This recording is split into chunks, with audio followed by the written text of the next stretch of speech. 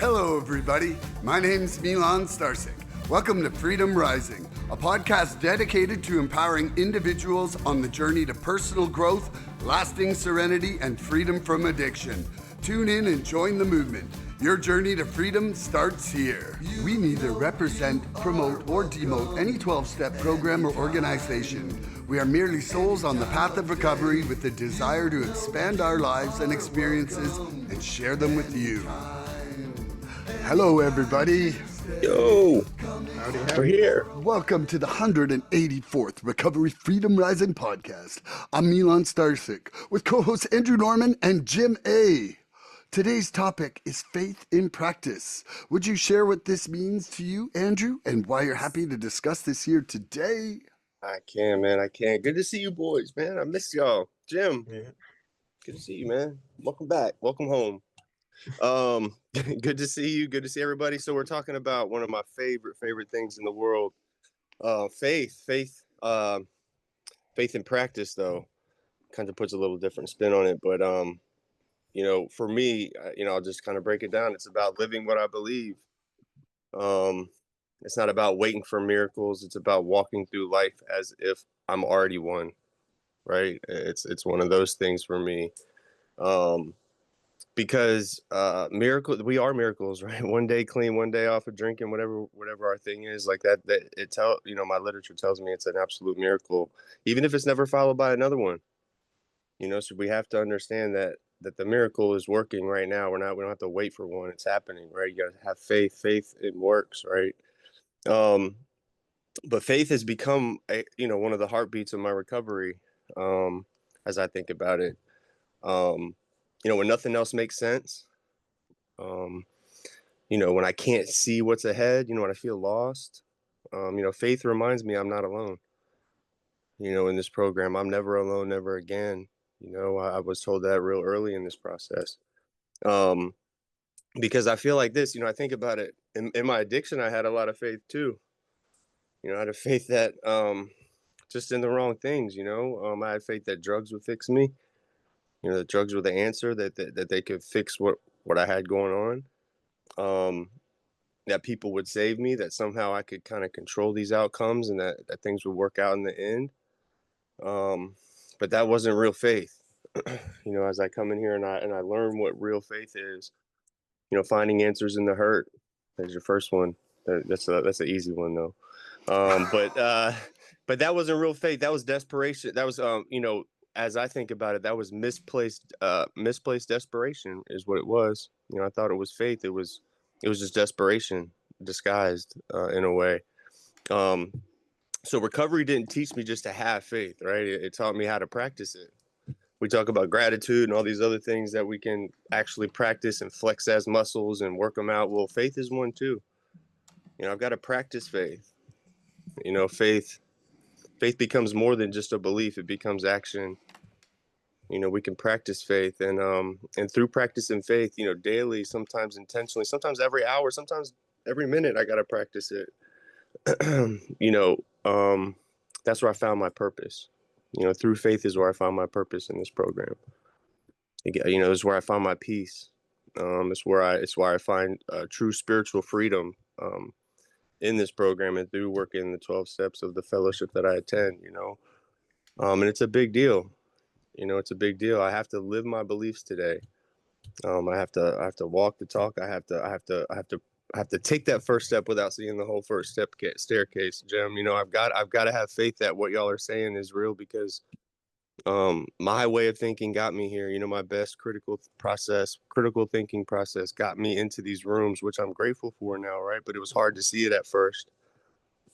But the faith that I have gained watching my predecessors do what they do and how they do it, and they showed me the way, man. That I didn't have to sign up for like a class or pay for a course to learn all these things, man. I was given a lot of things here, and having faith in this process is amazing. So faith in practice, practice makes perfect, but practice is something that we have to do, right? So that just opens it up to a very, very broad discussion and a very good discussion that I can't wait to have, Jim. I missed you, man. I'm glad you're here and good to see you. What does that Love mean you, to you? boys. Woohoo! Okay, Jim, would you like to say Yeah. what the faith Yeah. in practice means to you and why First, you're ecstatic to come back here today? I'm ecstatic to be back with my homies, man. Yes. I missed you guys. Thank you for all the great wishes and great support the last time I was on here in June. Uh, in the intervening months, my wife's had some serious health issues to deal with. They have been dealt with. And the expression is that in every dark cloud there's a silver lining. Well, her dark cloud had the titanium lining, not just silver, not bronze, not gold, titanium. Everything has turned out really, really well. And she did Good. mention that it's okay to tell my tribe, and even today at exercise class, um, people are coming up and asking about her. So it's thank you very much. Great to be here. I have missed this. I was actually thinking about this on Sunday, and boom, within hours, up comes a message from my buddy Milan. And You yeah, beamed me. You beamed me. yeah, Hey, yeah, hey, yeah. bro. Hey, God bro. was listening. God was You were listening. listening too. God was listening. Anyway, so what a great way to finish the morning. So I've had today was garbage day. That was a great success, and then off to my AA meeting, and then off to an exercise class. So I've got my soul, my body, and now my mind and my heart. Eating it Um, up. yeah, I like antiques, so my car has a 6 CD changer. I made one for myself, and as luck would have it, coming up the driveway was a interesting song by Pat Benatar called "All Fired Up," and the chorus goes like this: "I believe there comes a time when everything falls in line. The deepest we learn from our mistakes. The deepest cuts are healed by faith." How does that work?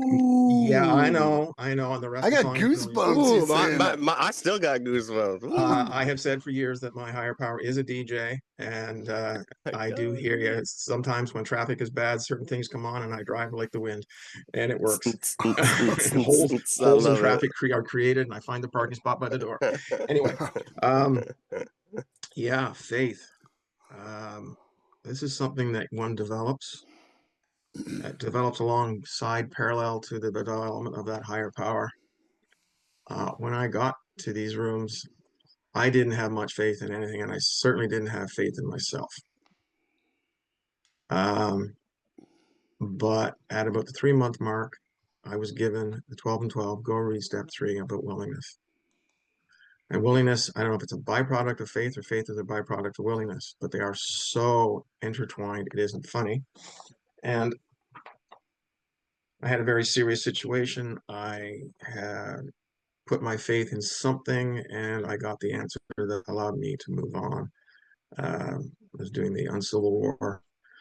Family Law Act of Ontario was involved, et cetera, et cetera. But anyway, um, and now I know to lean on it, lean into it, ask for it.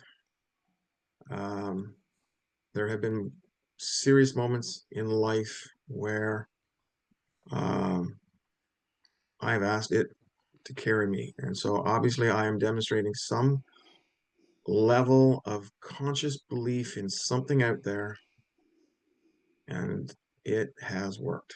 It's this conscious belief, and put your faith in it. I had a bit of crisis of faith on the weekend, and that was kind of what I was thinking of. Um, I am not believing in myself right now, and with 2 weeks to go before area elections, that's not a good thing. At the same time, my ego can say, "Well, you're an idiot," negative ego, but you're being lazy and you're procrastinating, which is true. I am a little bit, but I also have faith that it'll all come together, and it always has. I've had moments where before an event, I had no clue on what to do. I just sat down and did something. And what I did and created on a Wednesday was used on a Saturday to the point where we ran out of time, and everyone was talking about what a great event, what a great occurrence it was at a workshop. Uh, the more you believe in it, the more you get to believe in yourself. The more you believe in it, whatever it is of your creation, um, It's with you, and keep it there with you, and use it when you need to use it.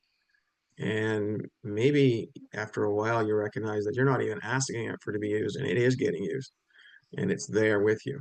Um, you know, right now we're planning a trip, and there's too many questions, and today's the last day of the seat sale. So um, if we do engage in the seat sale, we don't have to pack our bags tomorrow because we're going in December.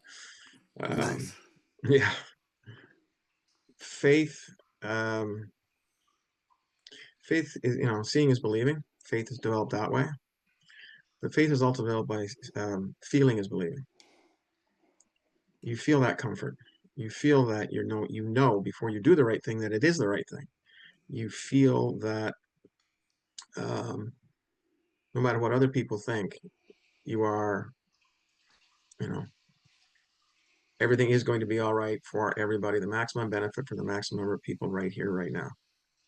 And it's a great topic, and I can't wait to get into it deeper. But anyway, Love you, brother. And I'm thanks, man. grateful you came back to see us. And so for me, this is a work in progress, really. First of all, starting with ye of little faith, me, and growing that faith and then putting it into practice. It's faith, it's expressed through consistent action. Faith in practice is more than just believing, and and it's the courage to live as though our higher power is guiding us. Even when fear or doubt tries to take over on that front. It says in the AA Big Book, faith without works is dead. Mhm. Which means that we have to live it and not just talk this stuff. Because I've heard some good talking and seen some poor walking, and and even from myself on certain days, and I can go from a point of faith to a point of despair inside 5 minutes. Like I can have this extremely profound faith endearing moment of mourning, and something happens, and then I'm off, and it's shattered. And the living clean, it talks about showing us that each day our choices of showing up and being honest and forgiving and serving others are ways we practice faith in motion. And I'm going to leave my intro with this. This is something I heard yesterday. I shared this with Andrew yesterday, but it has changed my view of everything. If God is love, and our will is our thoughts, then God's will is loving thoughts. So let loving thoughts be what you turn yourself over to today. Love that, man. Woo. Like I love that, man. that's a smoking hunk of cheese right there. I read that like 20 Yeah. times yesterday when you said It is like, it's seriously, beautiful. that right there for teaching sponsees about God's will is going to be the same thing like that Tom Smith thing from March, man. Like Mm. like to describe it like that is something that people can instantly grasp. Can you say it one more time? Can you say it one Yeah. more time? If God is love and will is our thoughts, then God's will is loving thoughts. So let Mm. loving thoughts be what you turn yourself over to. Mm, mm, mm, mm. And then, Cool. and then to lean on to like add to that in our it works how and why it says God's will for us simply is to be content, with or without that house, with or without the car, with or without the girl. Like we're gonna be content, working a program. We're gonna And be that okay. is love in action of gratitude for the present moment. Yeah. Wanting No. what we get, not Yeah. whining what we don't have. Yeah. Yes. Yes. Anyway, Yes. I just had to throw Beautiful. that out there. Andrew, do you want to start with the questions for I Jim? would love to. I would love to. All right, Oh Jim, yeah. you ready? Coming to you, my man. Oh, How okay. do you know? How do you know when you're truly practicing faith and not just talking about it? I've got a clue. Um, I guess a sense of occasion. Um, some moments are so serious. A funeral, a eulogy, stuff like that. Pretty obvious. Um, I do get a physical sensation certain times, and I know that means that's God's doorbell, and I'm supposed to, I'm supposed to get a message or whatever my thoughts are, and I'm know at that point I should be listening and paying attention. So I'm paying attention to what. It's the what that I have faith in. So the what that's giving me these thoughts makes his presence known that way. Um, Sometimes the flow of a conversation. Um, I just know that what I'm about to say is relevant to the situation and may be helpful. But I also know that if I'm feeling energized, probably more, my nose and toes are probably walking towards faith more than fear. And conversely, if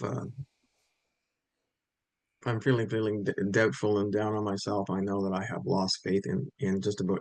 I need to stop doubting myself and grab back onto the faith I had in that other thing that had been guiding me all along. I'm off the beam, and I got to get back on the beam. And saying a few prayers, doing a few good things for some people really helps. And with that, I shall pass on to Milan. I love that. Could you please repeat the question, Andrew? I can. How do you know? How do you know when you're truly practicing faith and not just talking about it? You know,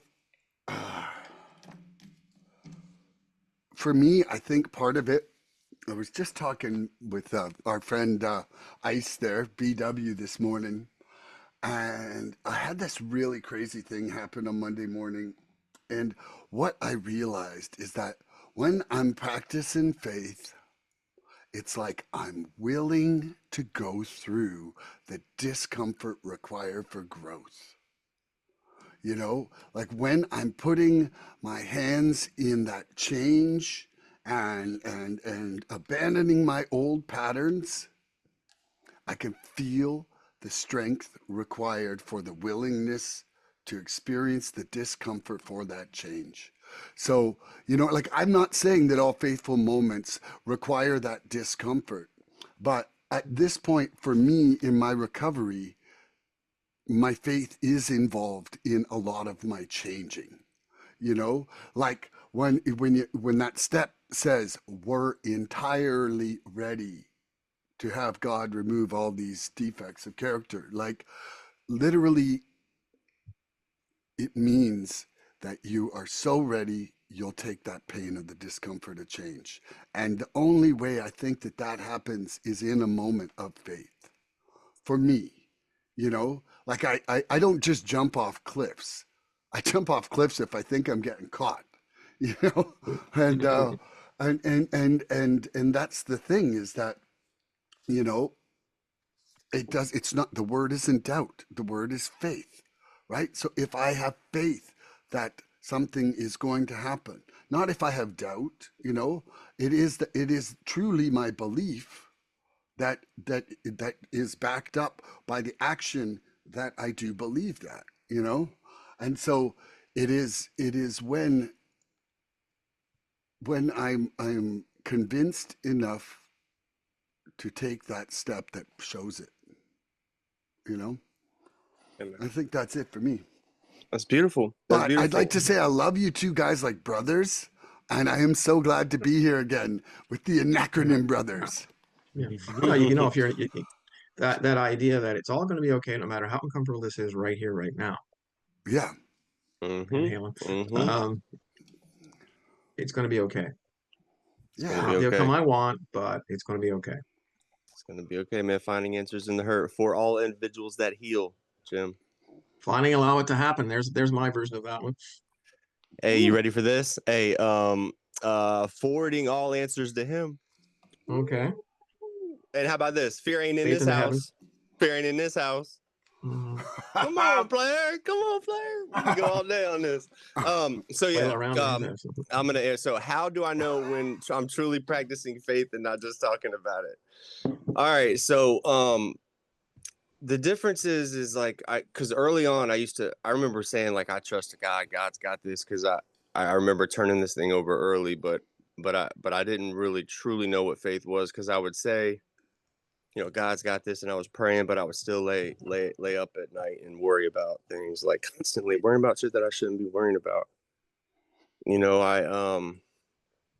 I I would say I trusted my higher power, but I wasn't able to actually turn that shit over, like truly. Like I remember that feeling. I felt stuck. Um, it was almost like fear disguised as faith at that point. I wanted control still. There was that control aspect in there, but um, it was like I wanted control, but I wanted like spiritual. I wanted it to be spiritual, right? And you can't really be spiritual and loving and shit when you're trying to control things, you know. But that wasn't real faith, you know.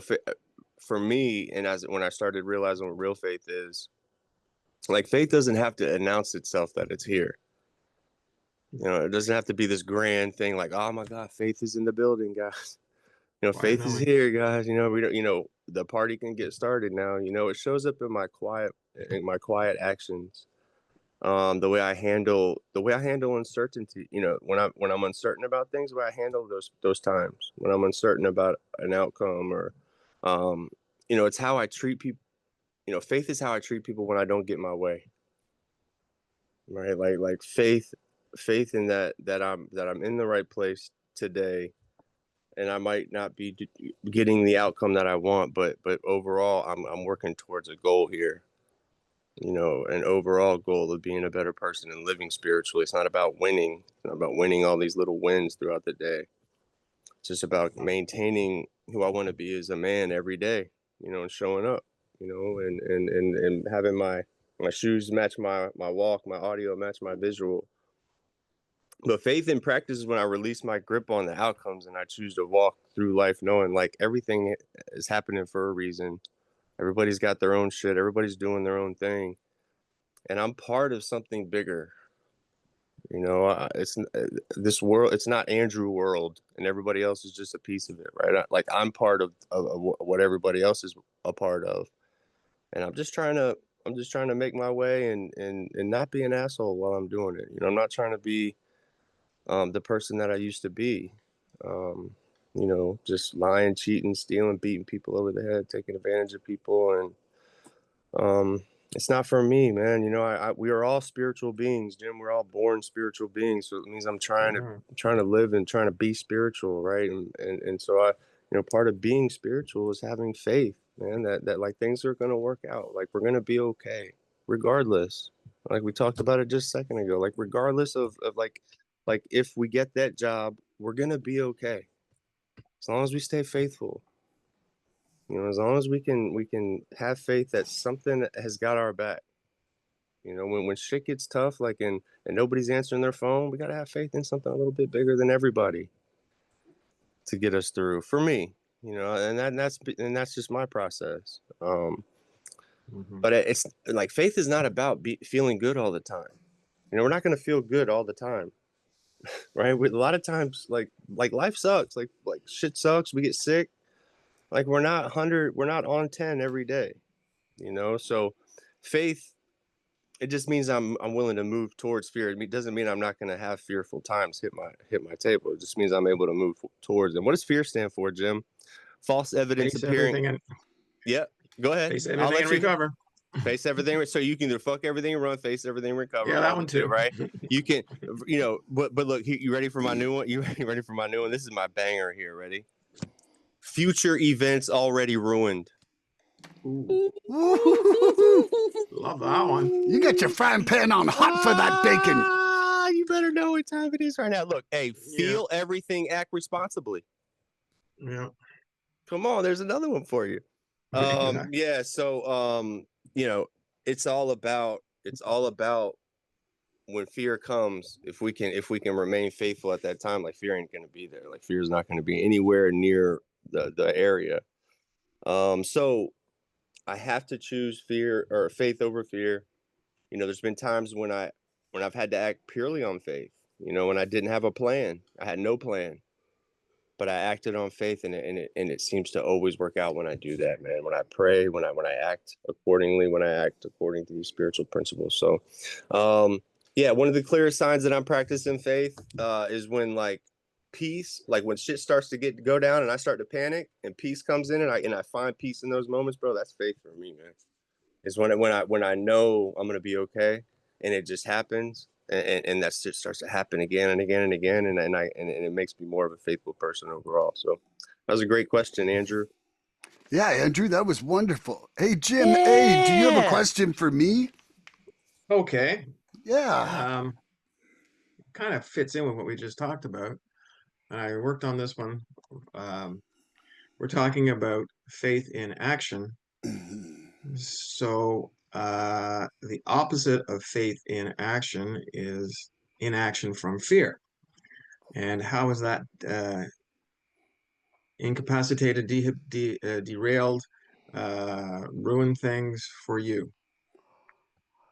Well, okay, man, I got a good story about this. So, my cousin and I are divesting of properties due to him getting divorced. And we're down to our last property. And this property stands between me and freedom from this situation. We get an offer in, it comes in a company name. And so we accept this offer. And 2 days later, I find out it's this lady who's a shyster. Like who's totally like screwed over two of my friends. Like one of them lawsuits and court, and the other one like lawsuit still pending. And I'm like, now I'm harnessed with this lady through this transaction. And yesterday was subject removal day, and I couldn't help but catastrophize the entire situation, saying, nope, they're not gonna do this. It's gonna come back, blah blah blah. So we get a call 7:45 at night. Like, okay, let's just say the banks close at 5, right? Nobody's getting approval after that. This late, like, so I get a call and it's like, yeah, we just found out that the finances not coming through. And so like, obviously, I know it's a lie. And now I'm like running off that, like I am like ready to wreck this train at the first corner. My train's going so fast. It's like one corner in these tracks, I'm going off the tracks. And and so next conversation, the phone rings and I'm like, okay, I just need to take one deep breath here. And I'm just like, okay, no matter what, don't ruin this because of my opinion of this lady, you know? And, but for 4 hours yesterday, fear and anxiety ran the show yesterday afternoon for me. Unbridled, couldn't shut it down. I could even talk to my wife about it and not stop it. And you know what I forgot to do about it? Andrew, what would your sponsor say? Making amends. No, pray. What? Pray. Oh, pray. Oh, yeah. Pray. Oh, I tried to talk my way out of this, trying to think my way out of this, and I didn't pray about it. Bro, Pray don't on even it call before me it unless you prays on pray you. first. That's right. Yeah, That's I right. know. I'm And sorry, I so fucked that one up. it's okay. I just but I realized right in that moment, right now, as I'm saying it out loud, it's like I forgot the one obvious cure for that situation. You know what pray stands for? Peace resides around you. Pray on it Jim. before it prays on you. Hey, you know what pray also stands for? Please remember, always yield. Positive reassurance, always yours. Sorry, I had 3 of them for that. Okay. God, I gotta write these down. I know, man. I'm a nutbag. I got crazy problems. He like calls me at 2 a.m. Hey man, no. Peace resides around you. Please remember, always yield, and positive reassurance, always yours. You know what fear Bang. also is? What? Frustration, ego, anger, and resentment. Yes, it is. Yes, it is. Yes, it is. There You know you what go. sin? Yeah, That like just when came you're, to me, so you know what sin stands for? Self-inflicted nonsense. Come on, man. I'm trying to keep a tally, and so far we're at 19 anacronyms this one. holy shit. I'm gonna just keep I'm trying to keep up. Get but, a new notebook. Get a new notebook. I got a whole one side of a page, and I'm like tick tick tick tick tick, wheat, tick tick tick tick tick. Hey, hey, you know what program stands for? People relying on God relaying a message. Woo, program, working the program. Man's working the program. Okay. Where we at? I'm sorry. I think Jim is supposed to ask Andrew a question. The question was, we were talking about fear, or sorry, we're talking about faith in action. So the exact opposite would be fear creating inaction. And how has that affected you? Wow. Yeah, fear. Fear is crippling. I have a lot of problems with the fear of the unknown. You know, when I know I can't control a situation, or at least know where I'm at with it, it's tough. It's tough. Because fear never vanishes. Like, it never goes away, right? Like, so that's what I've learned is we come off substances. Like, these fearful times are still going to come. It's just how we handle them at that point. But it, it changes shape for me. The fears that challenge my recovery aren't really necessarily the same fears that I was dealing with in recovery. Or in early in recovery, even, that I'm like 3 years plus, 3.5 years now plus clean. So, in active addiction, I was ruled by fear, man. Everything I did was on fear. I would act very fast and quick, swiftly, in fear of like somebody else was going to get my dope or somebody else was going to get whatever I was getting ready to get over on. But that's not healthy, right? It's not healthy. I didn't create a healthy life for me. I was obviously on drugs, doing illegal things, and really just pissing all over everybody that I love. Just really hurting people around me. Having courage to walk through these things and my challenges. The fear of the unknown is what I really want to talk about, because that shit can cripple me. For me, I remember laying there at night knowing that I couldn't get myself out of addiction, and that I wanted to die, man. I didn't want to be here anymore. I remember vivid thoughts of not wanting to be here anymore, because I gave up. I gave up, and I gave into to who I had become, which was just somebody who didn't want to be here anymore and was just using drugs every day, constantly. So, what was the question? Like, the fear, how fear cripple? Is it just fear in So general? fear leads to an action. Fear. Faith. We So were talking about Yeah, faith it's in looking action, for an right? example. for an example, okay, yeah, because I've got people text. I've got so many things going on here, so I'm just getting sidetracked. So fear. I remember there have been times where I haven't gone to meetings because of fear of just like not running into people that I knew, or like people thinking I was an addict, because I didn't want people to know I was an addict. I remember not going into therapist's office because I didn't want people to think I was in therapy. I remember vividly, because there was this double standard. Mental health was really, really looked down upon, and it still kind of is. There's a turn on that now, but I remember not going to appointments for fear of just not wanting to look like an asshole, or feeling like I wasn't dressed properly, man. I mean, shit would cripple me, man. Job interviews. But yeah, I'm a little off track on that question, man. But that's where my head went. I'll pass that to you, Milan, so I can get No, my you're mind passing right. it to Jim. Jim's To asking Jim. Jim. Oh, Jim's gonna ask Jim. Jim's going to ask Jim. So, Yes. so what does it look like? What is Yeah. it? How's it crippled me? I get lippy or snippy. Whoa. Yeah. Oh, yeah. Which leads to a squabble. Or I completely turtle and I go into myself and I retreat and maybe play 2 or 3 hours in a row of video games while I'm watching TV and not really being present for the living or the inanimate, just wasting time and not solving it. Case in point, assembly is coming up. There are 3 positions available.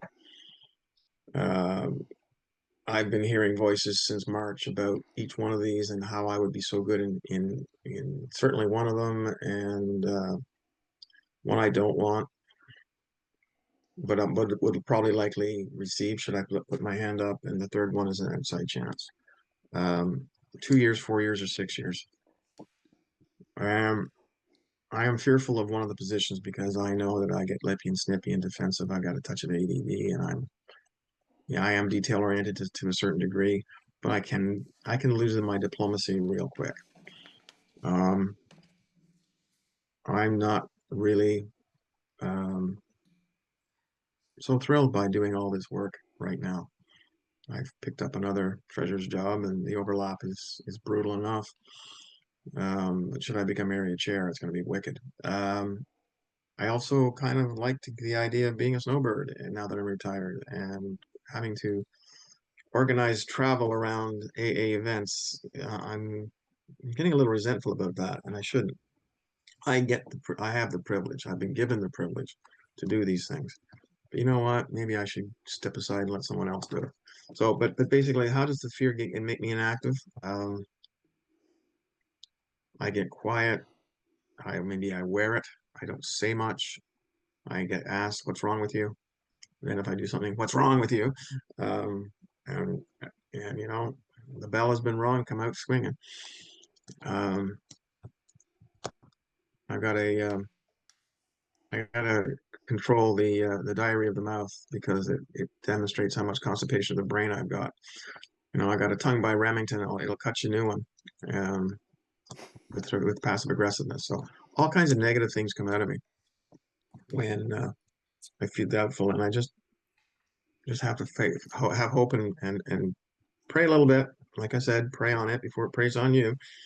Um, I will get through all of this. This is what I've done in the past, and it's not my will, it's God's will. Always will be. Love that. Man, Love that. I love you guys. Okay, I got a real humdinger here. This one's for you, Andrew N. Yes, yes. Your head back in the game. Okay, eye contact, eye contact. No, but I have been bombarded with 5 different issues that have just happened all literally since we started this podcast, man. But that's okay. That's all right. We work around it, man. You're back here. You're back here. I got faith. You can practice it. That's all right. Okay. That's right. Okay, so the 12 and 12 teaches us that willingness is the key that opens faith's door. How does willingness help you maintain your faith when life feels uncertain? Well, willingness helped me maintain my faith because you got to stay willing, man. Honesty, open-mindedness, and willingness. That's the how to the program. That's kind of the nuts and bolts, man. It's going to make everything work. Hey, so look, the step work, my new acronym for STEPS, Mr. Jim, you ready for this? You're going to love this one. I've told you this, solutions to every problem solved. Told you that. Spiritual tools empowering progress. Your pen that works. Ooh, come on, big. Look, he's going through pens over there, Milan. He's going through pens. My man's going through pens over there.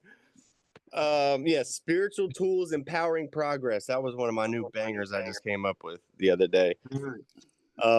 So being willing to, the willingness to move towards those things.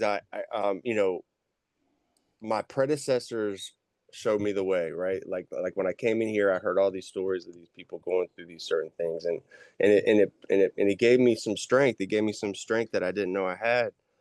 Because we fail a lot here, Jim, when we come in here, and I'm still failing. What does fail stand for, Jim? I have no idea, sir. First attempt in learning. Okay, I'm throwing it out here. What does slip mean again, Andrew? What does slip mean again? Surrender loses its priority. Surrender loses its priority, or sobriety loses its priority. Either one, whichever one you want to say. Look, it's already in here. That one's already in here, Milan. Yeah. You were the one that came up with that one the other day. No, Wayne Parker, motherfucking Wayne Parker. Oh, Wayne Parker. Wayne Parker started. Shout out to Wayne Parker. Shout out to Wayne. Shout out to Wayne. Because we're in a lot of pain when we come in here. Jim, what does pain stand for? Positive attitude in negativity. Pain, man. This is a painful process, but it's through that pain that I find the willingness. I find the strength. I find all these things, and willingness. A lot of these spiritual principles that we have, or actually all of them, the only way I gain them is working the steps, working the 12 steps of this fellowship. Okay. When I work the steps, it keeps me away from being susceptible to relapse, because I haven't relapsed, it doesn't mean I'm eligible. Because yet you're eligible too. You taught me that one, Jim, right? Yet didn't you teach me that one? Yet Y-E-T, you're eligible too. Yeah, you're entitled to. You're entitled to. That's the other spin on it. That's good. That's good. But willingness is a big one, man. Willingness is a vital tool in my tool belt to get through my times, man. It's something that I have to practice too. It's another one we could practice, Milan. Willingness. But yeah, I'll pass that, man. That was a short and quick one. Okay, Jim, the 12 by 12 teaches us that willingness is the key to open faith's door. How does willingness help you maintain faith when life feels uncertain? The energy to go forward. Andrew, you said pain. Did you say playing around in negativity? Nope. Positive attitude in Oh, positive. negativity. Okay. Mm-hmm. Playing around in negativity is pain too. I like that too. No, Yeah. you're right. You are right. Okay. You are right. So how does faith propel me forward? Is kind of the short How does synopsis of your willingness question. help you maintain your faith when life Okay. feels uncertain? Um, Does willingness help me maintain my faith? Sometimes you need to pause. Pause. Pray and use step 11.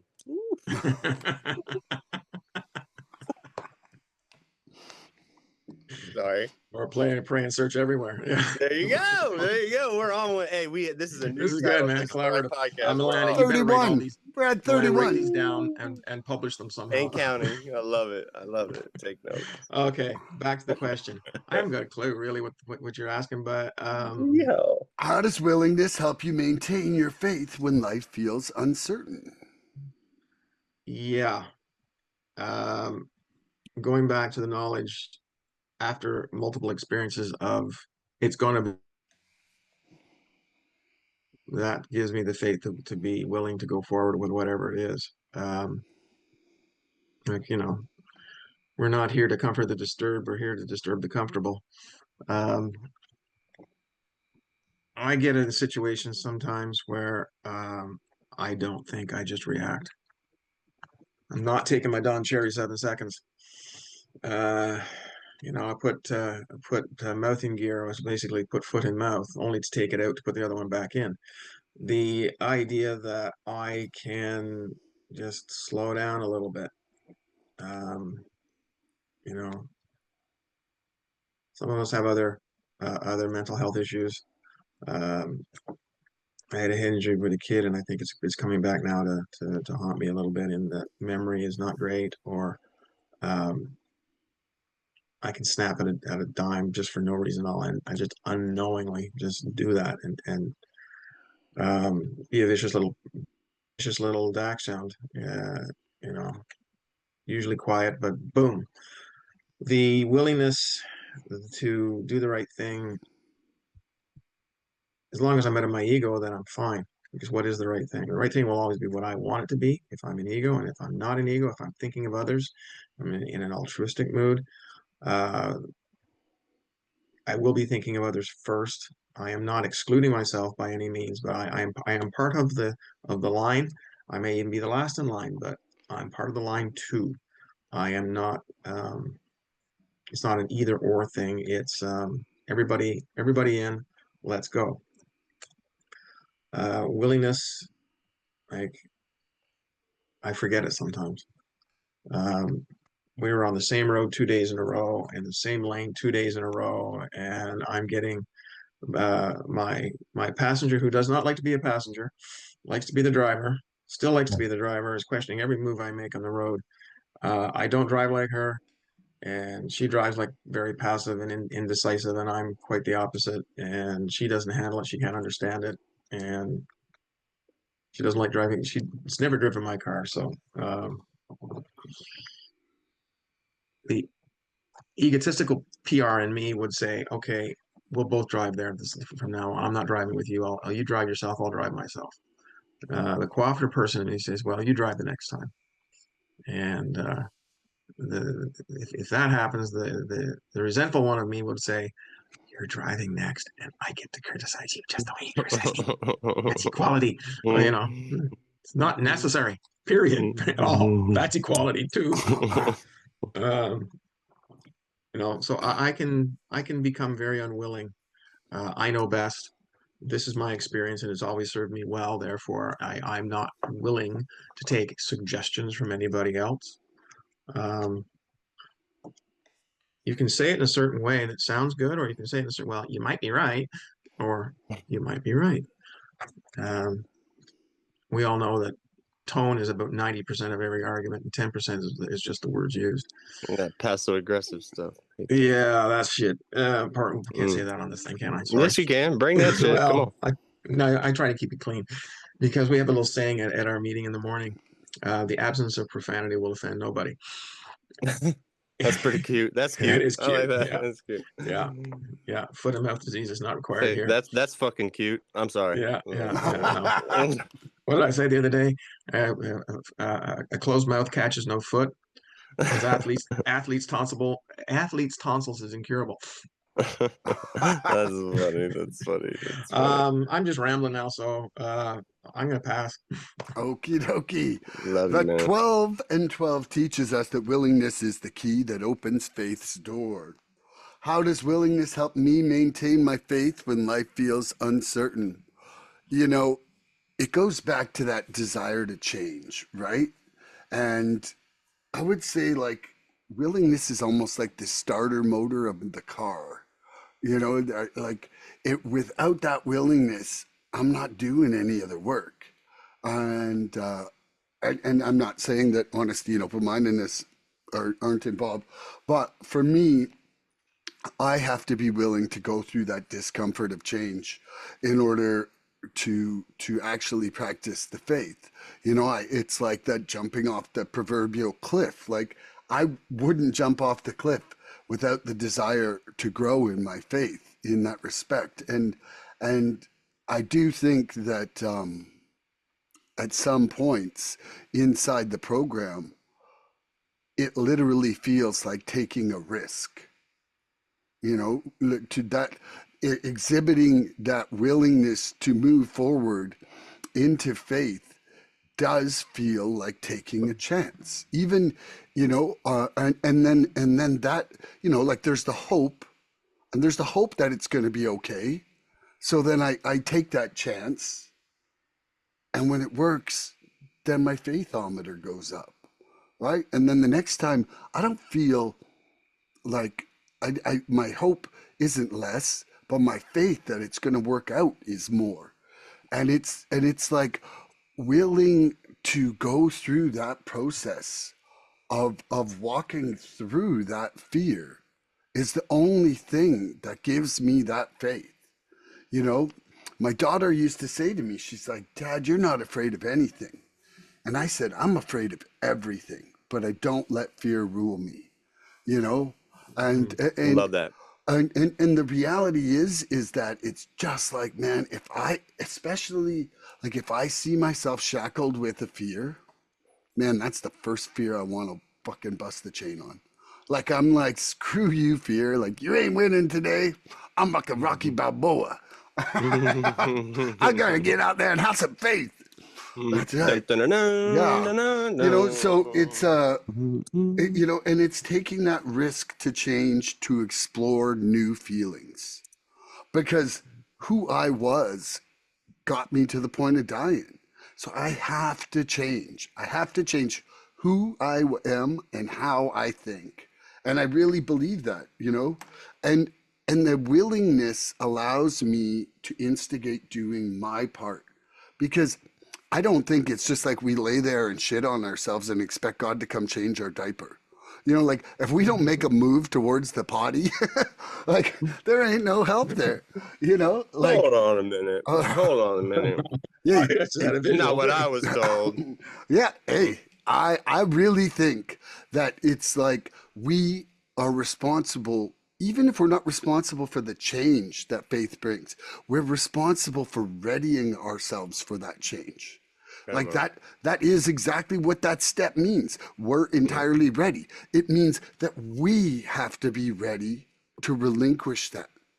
And if we're not, just look at us holding on to our shit. Look at all three of us talk about struggles. We're still having. Why? Because we're not entirely ready on some things. And it's not changing, you know? And that's all I got. That's all I got. That was Andrew. a beautiful answer, man. That was a sizzle answer, man. Look at you. Love you, man. That was beautiful. I love Thank you. you. Woo. You ready, Mr. Peter? Left the train. Train left without me.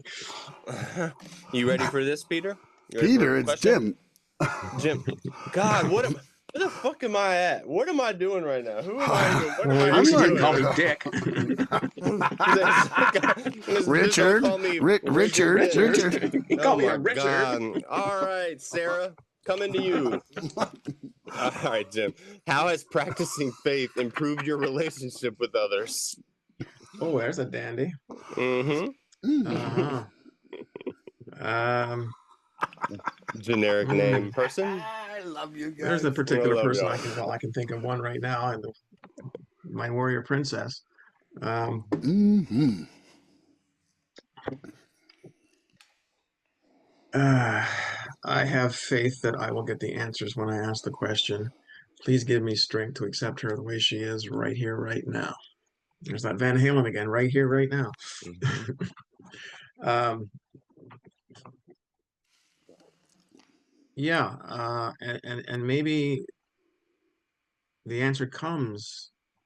I have faith that the answer will come. The answer is what it is, not what I want it to be. Since I saw you guys last, I have had the opportunity to change groups. First time in 9 years.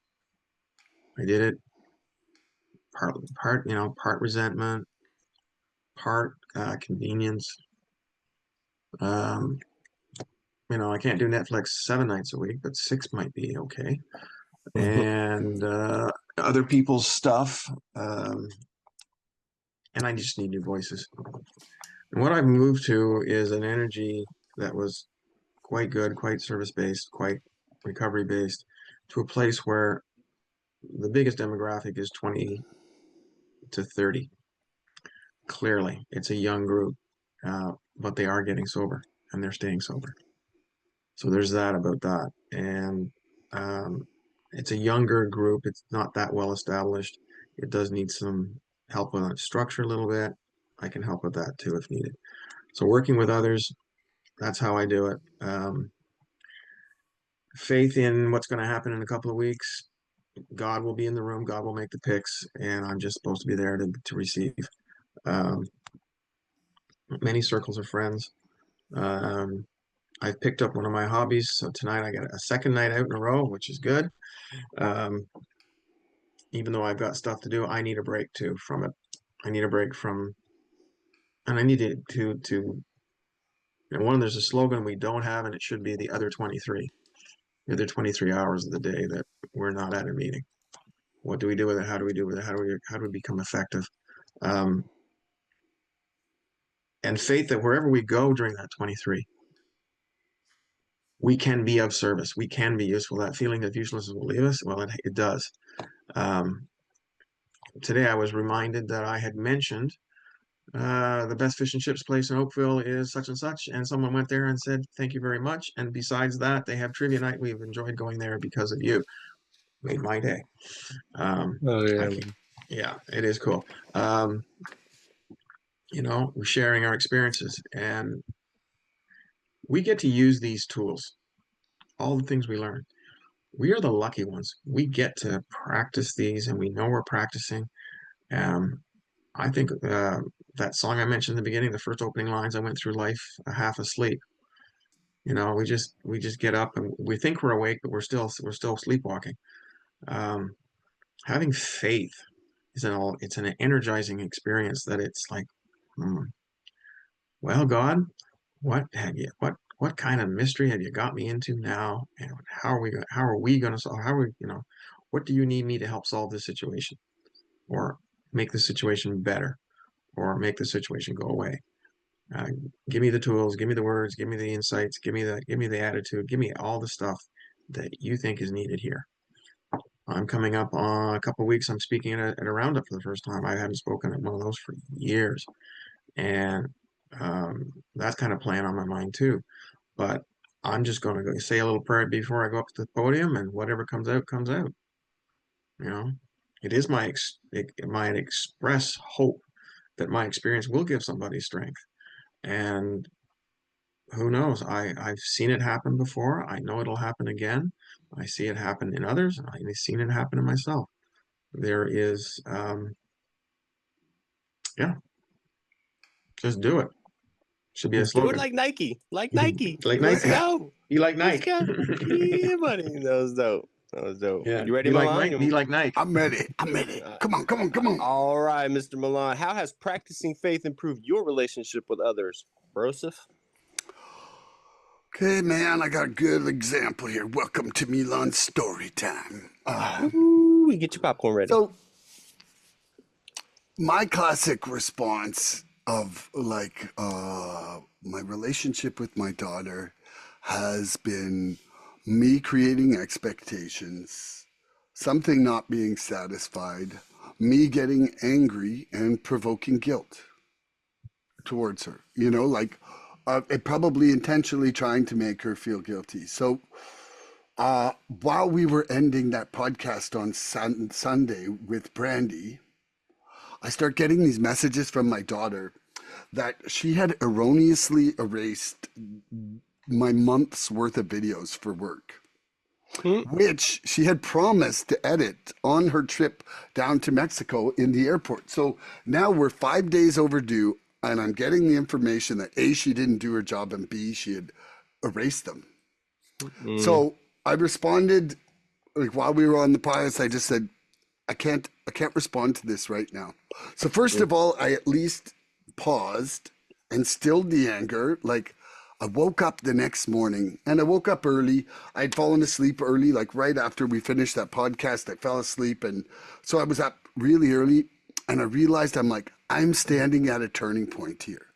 I'm like, either I am going to just record these videos and send them to her, or I'm going to keep our old pattern alive. Like, this is my opportunity to surrender today. And because I had prayed on this in my two-way prayer, and the answer was to just let it go. And um, and so I recorded the videos. I sent her the information along with them that she had also didn't have anymore. And I just said, look, I'm trying to bring more love into our relationship and not resentment. I said, I just would like these edited and returned to me today. And I don't want us to talk about this. And I said, and the reason I don't want to talk about this is I don't want to give those feelings of resentment any more energy than they've got. I said, I just want to move forward, and I just want us to be loving. And man, I felt more free on Monday than I felt any day in my whole life. Man, I'm telling you right now, it was beautiful. incredible. It was life changing to actively make the choice of surrender for the freedom. And what that was my faith that love, like my faith in love and freedom, was being exercised, and it No, and it and it worked out. that's awesome, man. It's a beautiful story, man. Thank you for. Did you just drop the mic? Don't drop the mic on me right now, It bro. hadn't landed yet. It was falling down a well. Bro, that was like a slow drop mic drop. You're like, bro, beautiful family story. Boom. Okay, okay. All right. Okay. So, are you good? Yeah, I'll Yeah. answer this one. So I was practicing faith in my relationship. How has practicing faith improved my relationship with others? Well, it's flipped it around tenfold for me, man. Before the recovery thing, before I started learning that thing, my relationships were built on fear, control. It was always about fear and control and trying to manage some kind of thing, something. Transactional relationships that I'm always, selfishness, everything wrapped around that. I didn't trust anyone because I didn't even trust myself. If I can't trust myself, I'm not trusting anybody else, even though I said I was. But I saw people as a means to an end, to fill a void and to validate me being an asshole and being who I was. Um, but practicing faith has kind of flipped the dynamic for me completely. Uh, it's changed the way I love. It's changed the way that I interact with people. The way I forgive. Shit, forgiveness is the final form of love. We've talked about that on here before. But it didn't come until I started working these steps truly. That's when I started really being able to grow spiritually. I began to see like I could have these healthy relationships with other people because I was having a healthy relationship with my higher power. I wasn't able to really truly have the really healthy relationships with other people until I found God, man, until I found that relationship with him. And it really just cleared things up for me. It cleared things up for me because I've got a higher purpose here, and I know like my mistakes don't cripple me anymore, man. Like I'm gonna be okay. Like God's got me.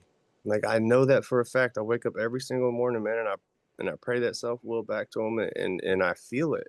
You know, I feel that shit. Sometimes I got to do it throughout the day, a few times throughout the day. But like, I'm okay with that. It's my process. Before this, I felt like if people really knew who I was, that people weren't going to have anything to do with me. You know, I don't know if y'all can relate to that, but I felt like Big if time. people really knew the real me, like people weren't going to have anything to do with me, man. They would run. You know, and that's not what it is. That's not really what it is. You know, faith has shown me that vulnerability isn't weakness, right? Vulnerability is courage. You know, deep down, you know, when you can be vulnerable with a group, with a person, the people that you love, like that right there is courage. And so when I can practice faith and I can be open-minded and honest with people, like even when it's uncomfortable, that's faith for me. You know, what it really has done, and this is kind of the answer, is like it's improved my relationships to the point where, you know, what it's done, it's taught me that patience. It's taught me patience and perspective with my relationships. And it gives me perspective, and everybody's different. I can tackle every one of my relationships in a specific way as it relates to that person. You know, and I can be empathetic towards them. You know, I can love them in a way that I can help them, to show them they're gonna be okay regardless of what they're going through, man. Because I'm gonna be down. You know, when I'm down, I have to have people to keep me peaceful. So I try to keep my people peaceful through this process. And faith is something that we all have to have, man. We all have to have some faith. But I have to be who I am too. You know, faith gave me compassion. You know, it helps me see beyond somebody's behavior, and it's so I can see the pain underneath their behavior now. If that makes sense. I try to, because that's me. You know, that's me. So I can see that in them, and then I can be empathetic towards them, and get my ego out of the way. But it has absolutely 100% tenfold improved my ability to forgive people in a healthy way. Not just say it, man. Not just be lip service about it. You know. I don't need to keep score anymore, Milan. Fuck, not keeping score, baby. Love Keep you, no man. record of wrongs. Keeping no record of wrongs. I'll pass that. Okay, Jim, do you have another question for me? Yeah, I was thinking of one just a second ago, and again, Ozzy Osbourne is gone, so the crazy train still continues, but it's got nobody in the engine compartment. Um, You know what N stands for? Effort never dies. Come on, man. okay, Never the end. never the end. No. I guess I was gonna. Okay, yeah, there it was. It's come back to me now. It's all coming back to me now. What actions test your faith the most? What actions I'm just playing word test games here. what actions test my faith the most? I would have to say arguments. Like arguments with others. Like they test my faith in surrender. You know, like those moments that start coming so fast, and then I'm like, I'm disappointed afterwards, you know, like um I'm not the person that I was before.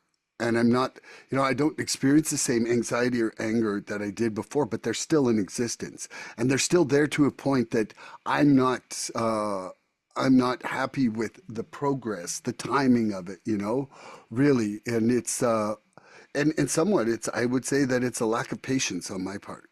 It In ain't that gone, it's just sleeping. it ain't gone, it's just creeping. You know, Creeping.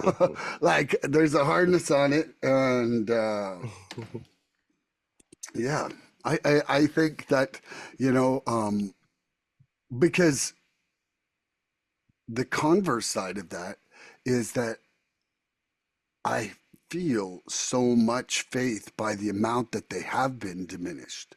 But there's moments, like I was explaining that situation yesterday, where it's like I was stuck in that loop, and that didn't make me feel very faithful of where I'm at, you know, and so it definitely diminished.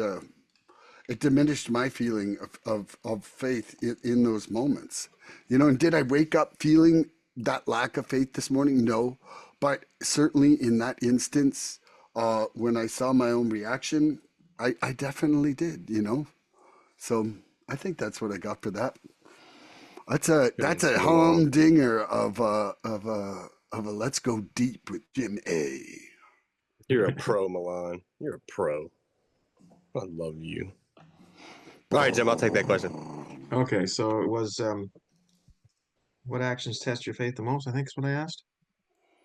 Yes. Okay. So that's a great question. It does make you dig deep. The first thing that came to my mind was waiting. I don't like to wait. I want things now. Like when I want things, I want them right when I think about them. And that's the first thing that comes in my mind that tests my faith. I'm not naturally a patient person. And now that I'm not using drugs and I'm not just sloshing around this world, like I'm really not patient. Driving, I can't. That tests my patience like crazy. Driving, test my faith and test my faith in myself, because I get behind some slow people, or if I'm in a rush, I'm not a spiritual dude in my car, Jim. As spiritual as I am outside of my car is my unspiritual holy place. But that's an outside issue. So when I want things, I want it now. Recovery didn't magically remove that impulse, though. You know what I mean? When I pray, when I used to pray and it didn't happen immediately, I'd be like, man, God forgot me. But that's not the case. When I look back at it, and I would pray and I would remain faithful, and I would wait. I'd wait for the answers. Good things happen. I can't push God's timing, man. I can't manipulate what God can create. I can't manipulate His timing. But you got waiting. Another thing that I thought about is forgiving. This really tests my faith. Forgiving people who never apologized to me. If I felt like I needed an apology, and someone hasn't apologized to me, it's really, really that tests my faith too, man. It's hard enough to forgive somebody who has made an amends with me that's pissed me off, right? Or like has done something wrong to me. It's hard enough to naturally forgive that person. But if they didn't, that's really hard. So,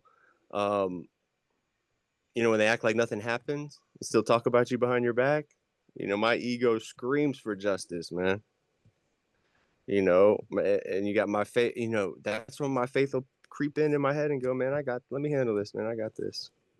God creeps in and just, that's that little faithful little nugget that I need. But it's practicing this faith too. It means that my higher power sees everything, right? God's always watching. I say that a lot, man. God's always watching. Goodwill, doing the right thing, regardless, especially when nobody's looking, Jim. You gotta do the right thing, man, because my God is always watching, man. I don't care where I'm at. God's always watching me. He's got me. So, but trusting others doesn't come easy, man. When I'm trying to open up to new people, or I see new people coming into the rooms, or inside and outside the rooms too. My relationships, with my fiance and things like that, like that all it tests. Even service work gets tested too.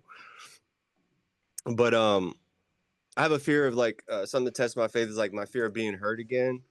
Being hurt again through this process, being isolated and all that stuff. But that's my disease talking, man. That's just my disease trying to get a hold of me and get me isolated and get me thinking that like maybe using again would be a good idea.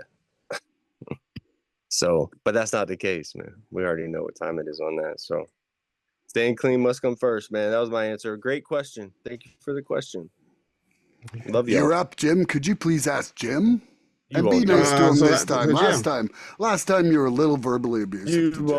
Yeah, I was a little verbally abusive, was I? The last time I was won't do abusive it. of myself. No.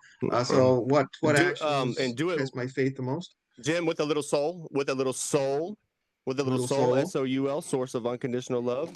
spirit of universal cool. love. It's been how many minutes since we've had an acronym? It's been a couple because my I hand had is to throw not it in sore. So my question was, what actions test my faith? And in agreement with both of you that it's the arguments and the everything is spinning so fast that I can't take that, and I revert back to what is still around. The defensive mechanisms that I've always had in place that I haven't replaced yet. If I'm being tested, I know that I must, rise to the occasion. So I am trying to keep my tone down, volume down, terseness, the shortness, the exact choice of words. Am I talking down by using 4 and 5 word sentences? Am I being egotistical by being long-winded and taking them around the block a bit with my answers? Can I look them in the eye while I'm doing this? And can I be as conciliatory as possible? The other one that Andrew brought up was about being in the presence of people I haven't forgiven yet. And sometimes I can't forgive. Perhaps it will come with time, or I can just suck it up, buttercup, and move on. And moving on up to a higher plane, where take the high road. During the summer, because of the surgery that was coming at the end of July, we were booked for a week in Muskokas. And the people that invited us to be the last couple, they were the middle couple, and they are longtime friends. Boiled right down to 40-year friendship was destroyed. Egos got involved. Mouths got involved, and we were caught in the middle. Flash forward. No.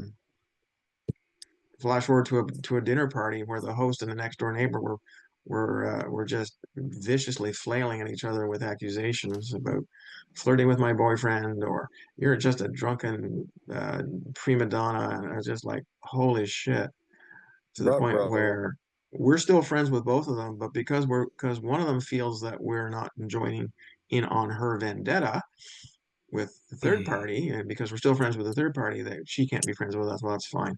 True colors are shown.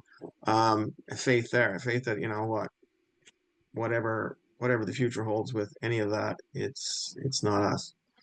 There have been, and then we went to a cottage up in Wasaga, and the same thing happened. A long-time friendships, the women just attack each other, and it's every time, and every one of these 3 situations, it was ladies attacking each other, and guys just scratch their head. Why is this happening? How is this happening? I know what it was I was going to say. A couple questions ago, I think it was Andrew who said about who I am. Well, I said, if I change how I am, I change who I am. And this is the things that challenge me the most. If I change how I am in certain situations, I change who I am. I change myself to maybe a person that has a little more integrity, has a little more discretion, has a little more couth, grace. Oh, there it is, God's grace. It's coming to me now. Wow, I didn't do what I used to do. What's that? Freedom. It's also grace. As Colin James says, there ain't nothing better than freedom. Great song. Yeah. But yeah, I am thinking better first and doing better second. And that's it for me. I love that. Dope. That was great, man. That was great. Okie dokie. I have a question for Andrew N. Are you ready? Patience and persistence are the muscles. Answer.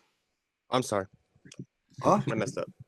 I thought it was my question. I'm a dumbass. No, it's all right. I'm expecting confusion at this point in today's episode. Patience and persistence are the muscles that strengthen spiritual faith. How has long-term recovery shown you the link between faith and patience? You got to ask that again because I didn't get you're cutting in and out there at the beginning. Patience and persistence are the muscles that strengthen spiritual faith. How do you keep your faith? How has long-term recovery shown you the link between faith and patience? Okay. Wow. Patience and persistence and faith. Wow, those are intertwined. Persistence gives me the ability to slow this thing down, man. It gives me the ability to slow this thing down and really map my decisions going forward is how I think about it. Faith tells me like everything's gonna work out, but like patience tells me like, yeah, but not yet. Right. Persistence telling me to keep going anyway, even though something's at my table, right? So persistence is like my avenue to faith. Persistence is faith is like that overwhelming, calming feeling, but then persistence is the stop and go button, right? It's that stop and go button. Hey, you got to continue on. You got to keep going anyways. Yeah, but it's not going to happen yet. Remain faithful, young man. It's one of those things for me. When I came into recovery, I didn't have much of either one of them. I wanted like immediate relief, instant healing, like answers now. I wanted it more and more and more now. I wanted to feel better.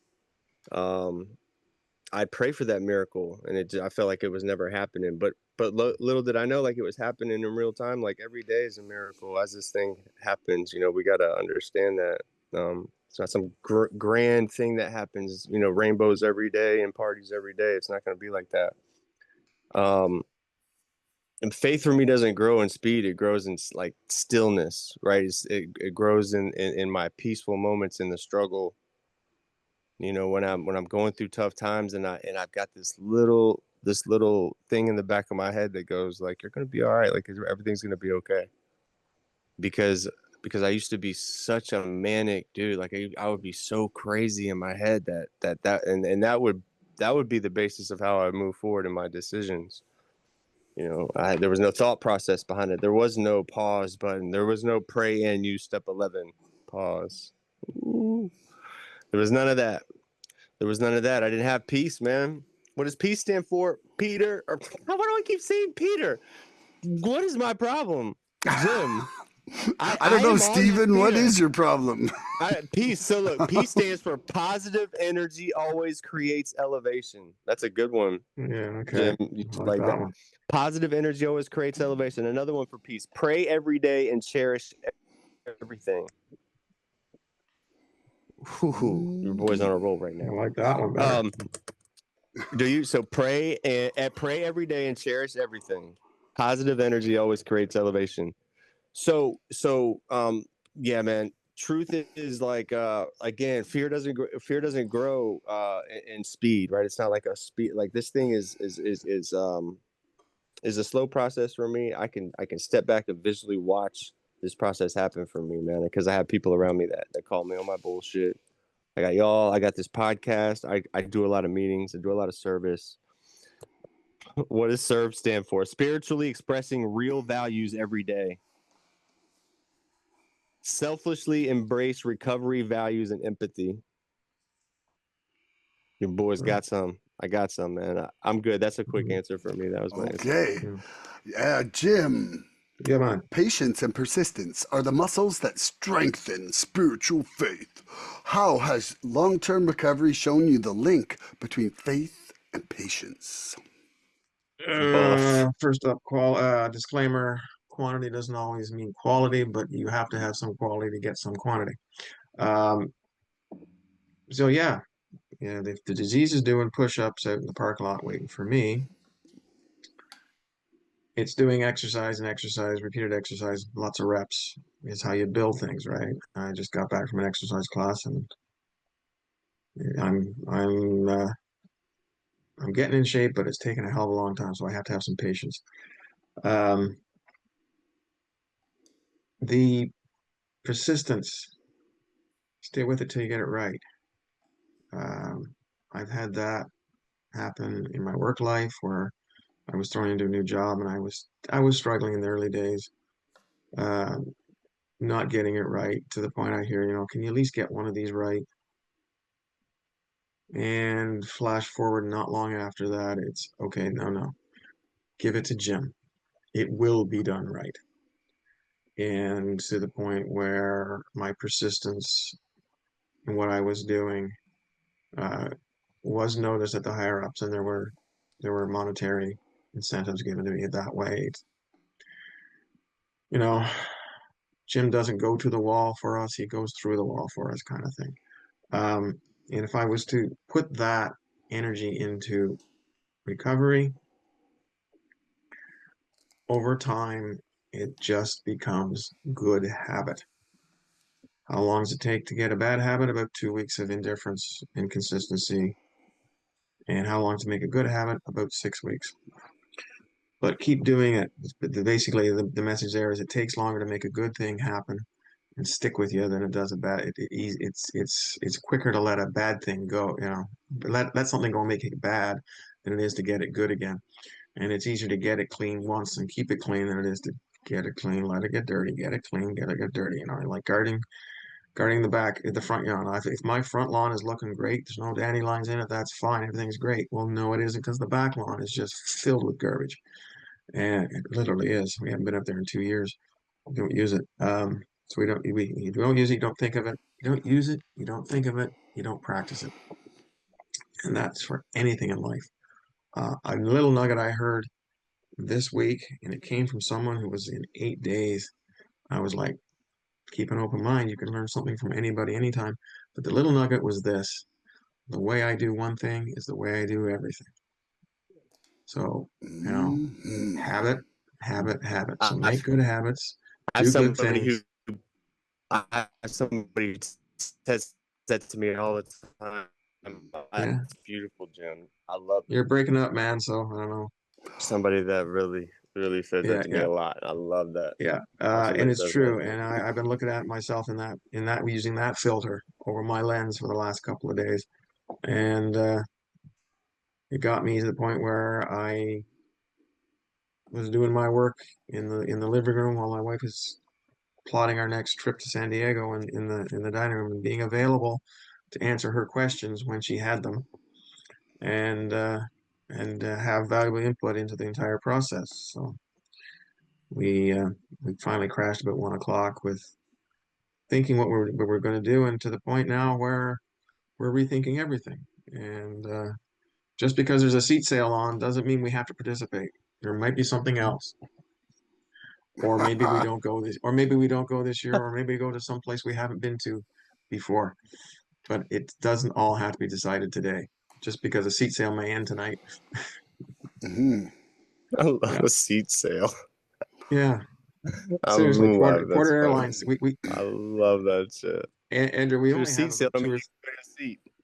we have WestJet, we have Porter, and we have Air Canada, our beleaguered Crown Corporation. We only have three airlines up here, so you go Yeah. when you can, right?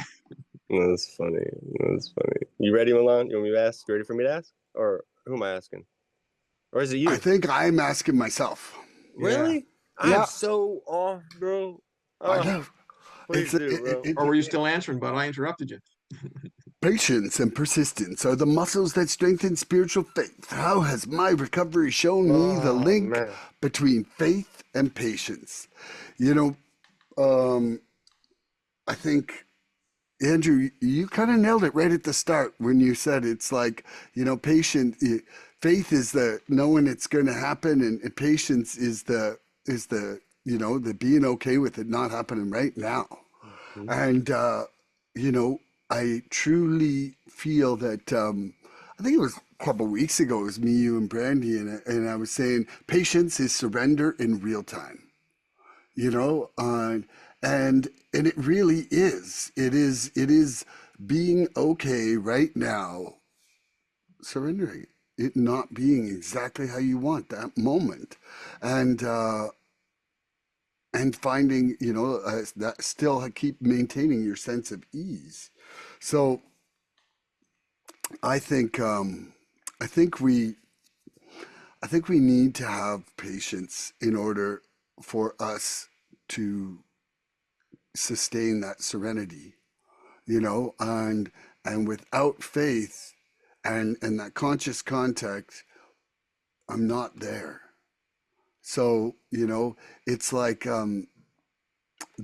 faith, like patience is like the persistence of that, even in the event of a shattered expectation.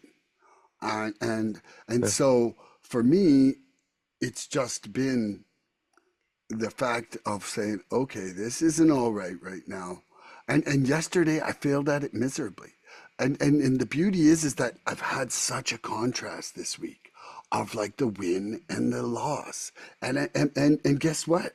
This morning I woke up closer to the loss than the win, and I wasn't feeling like a loser.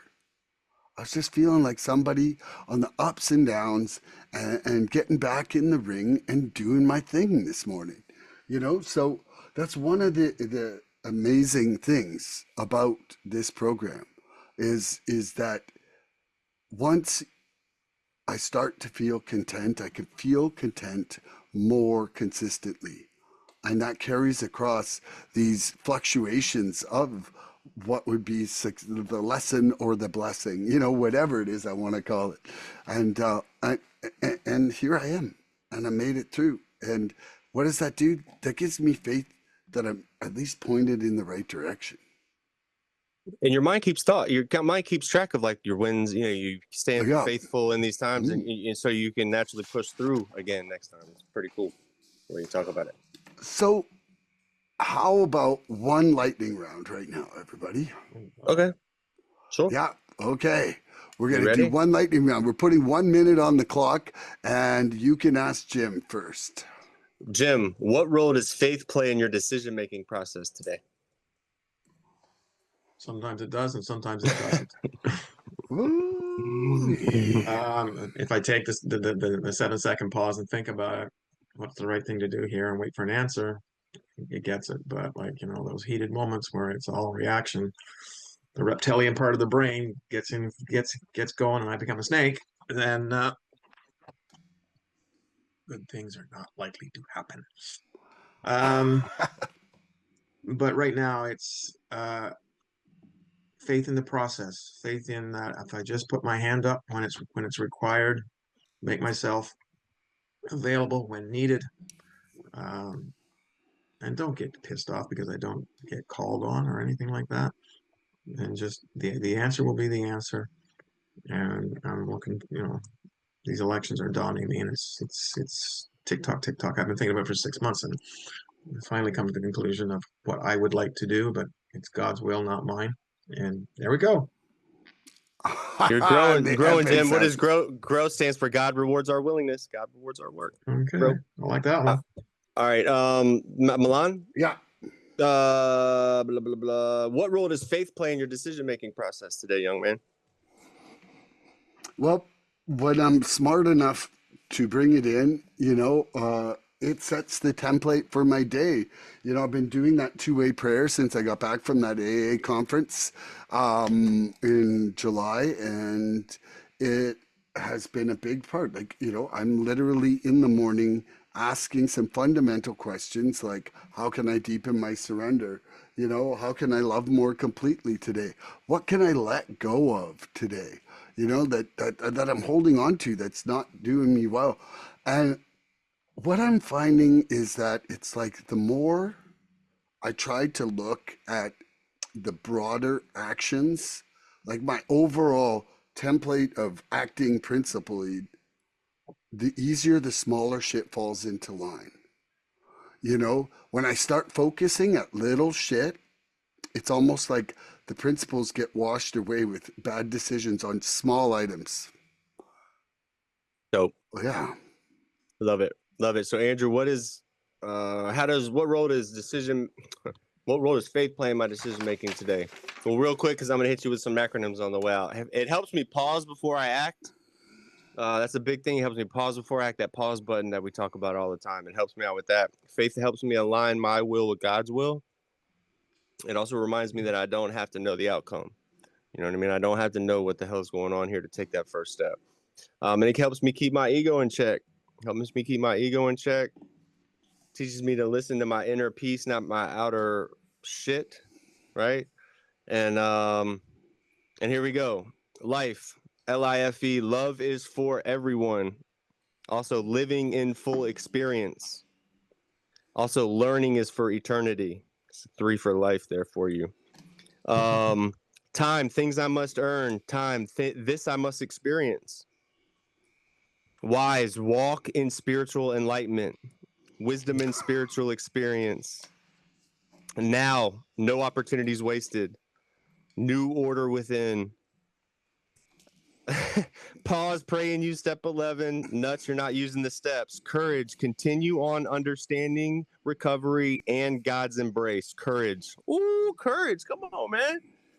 Courage. Let me see. One more. Hold on. Let me go. I got this other one here. Love, soul, source of unconditional love, light. Love inspires growth, healing, and transformation.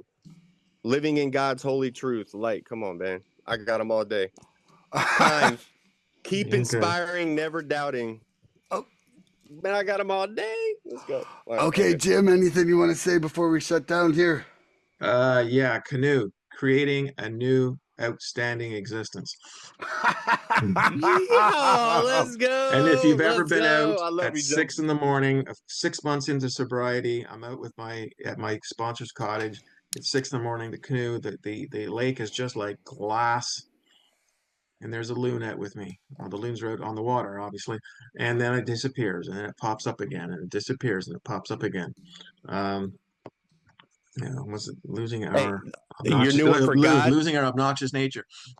God, great outpouring of divinity. Okay. I knew you'd like that. So one, if it's speed round, if you notice you've lost faith, how do you get it back quick? I don't know. I don't know either. Pray like a bastard. PLAB. There's a gentleman here in Toronto. When we had the 2005 World Conference, he was asked to carry the flag of Croatia. And they couldn't find one. So he goes out pretending as if, waving the flag as if there was one there. And he just prayed like a bastard, and it told him that's what he needed to do for this occasion. He was not going to be there, and the place went nuts. The place also went nuts. Yeah, the place also went nuts when the Saudi Arabian flag was brought out by a woman. Oh, figure that one out for a second. Yikes.